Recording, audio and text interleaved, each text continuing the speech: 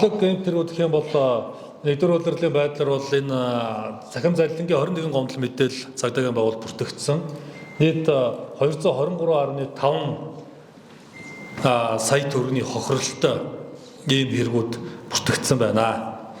За энэ маань бол захим залилангийн талаар та бүхэнд бол бид нэр тогтмол мэдээллүүдийг өгдөг. Энэ байдал маань бас тасан зогсохдохгүй. Ялангуяа өнгөрсөн нэгдүгээр улирлд бол сар шинийн баяр гэдэг юм уу олон улсын эмэгтэйчүүдийн өдөр гээл одоо баяр юм сэнгийн тохиолдуулаад хүний эдийн засгийн хэрэгцээ нэмэгдснээс үүдэлтэй ингээд богино хугацаанд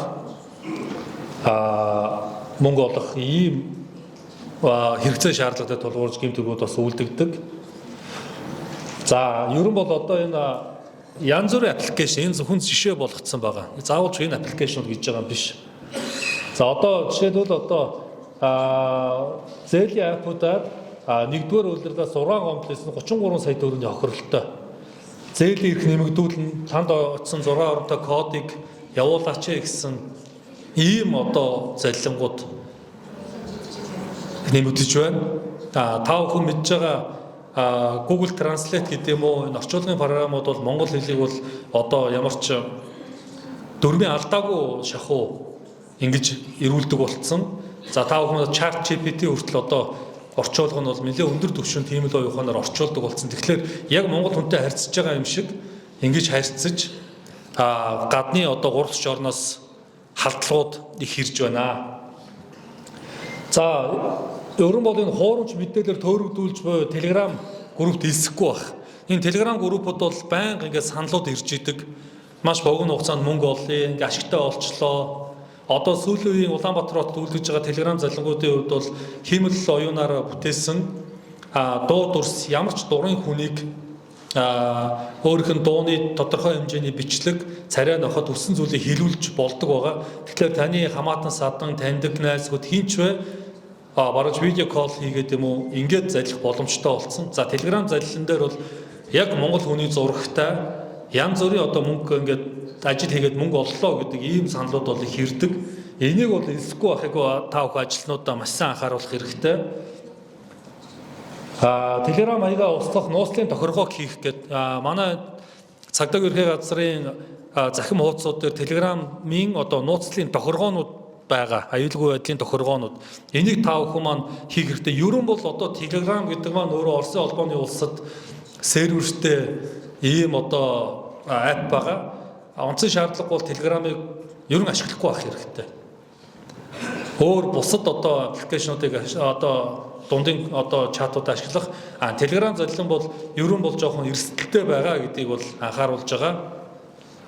За ямар тохиолдолд урьдчилан мөнгөө шилжүүлэхгүй байх энийг та бүхэн мэдж байгаа. Хуурамч линкээр бүртгүүлэхгүй байхаа гэд.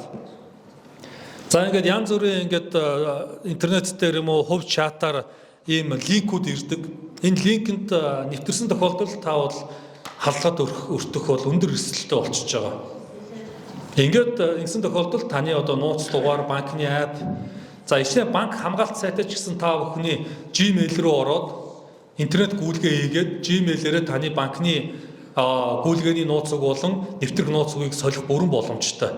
Ялангуяа шөнө өрөө унтчих цагуудаар хүний дансыг хоолцдог. Бид нар болохоор энэ банкны найдваргүй ажиллагаа гэж бодоод байдаг.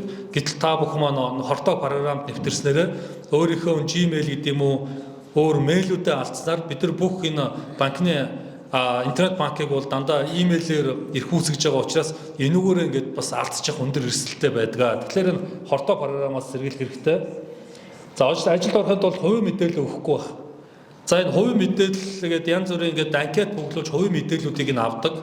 Гэтэл одоо бид нар чинь энэ захим шилжилтэд шилжээд төдийлөн бас удаагүй байгаа учраас өөргөн төрсөн өдрөөр юм уу утасны дугаараар юм уу ингээд нууц дугааруудад тэмдэглэсэн байдаг. Энэ дээр оролдлогуудаар магадлалын онлоор одоо оролдлого хийж байгаад бас нэвтрэх юм тохиолдлууд байдаг. Улаанбаатар хотод одоо жишээлбэл 9-р ангийн хүүхэд 200 орчим хүний дансыг одоо нээсэн ийм бас жишээ байдаг. Тэгэхээр бол та бүхний одоо ингээд Facebook руу ч ороод утасны дугаар байж идэг, төрсөн өдөрчин байж идэг, бүх өөрт хамааралтай мэдээлүүд байж идэг. Тэгэхээр оролдлогууд хийгээд ингээд бас нэвтэрч нууц өгч олзорлох ийм бас аюултай зүйлүүд байна. За интернет баг захин мэдрэмжид бусад ашиглуулахгүй байх. Энийг бас онцгой анхаарах хэрэгтэй. Бид нар интернет банка ерөн бол аюулгүй байдлыг нь сайтар хангахгүй бол энэ бол халдлагад өртөх бол туйлын эрсдэлтэй байдаг. Ерөн улиралдаа нэг удаа нууц үгөө сольжээ гэж хүмүүс өвлөдөг байгаа. Тэгэхээр энэ дээр бид нар та бүхэн манаас анхаарах хэрэгтэй байна. За мал улгаалах гэмт хэрэг орон байрны улаан гэмт хэргийн тухайд бол та бүхэн дэлгэцэн дээрээс харж байгаа. За баруун урт хотын хэмжээнд бол бас орон байрны мал улгаалах гэмт хэргүүд ингээ бүртгэгдэж байгаа. Орон байрны улаан гэмт хэргүүд бүртгэгдэж байна. За сумдаар нь авч үзэх юм бол Эрдэнэ цагаан суманд бол 5 хэрэг. За баруун урт суманд бол 31 орон байрны улаан гэмт хэргүүд бүртгэгдсэн байна. Тэгэхээр бол 31 гэдэг бол тийм бага тоо биш. За энэ дээр бол ихэвчлэн айл руу нэвтэрж орсон бас хулгаанууд байна. За үүднийх нь амбар сав энэ зүйлүүдийг нэвтэрж орсон хулгаанууд их байна. За баруун урт сумын нөхцөл байдал. За орон байрны улаан гэмт хэргийг одоо багуудаар нь та бүхэн дээрээс харж байгаа.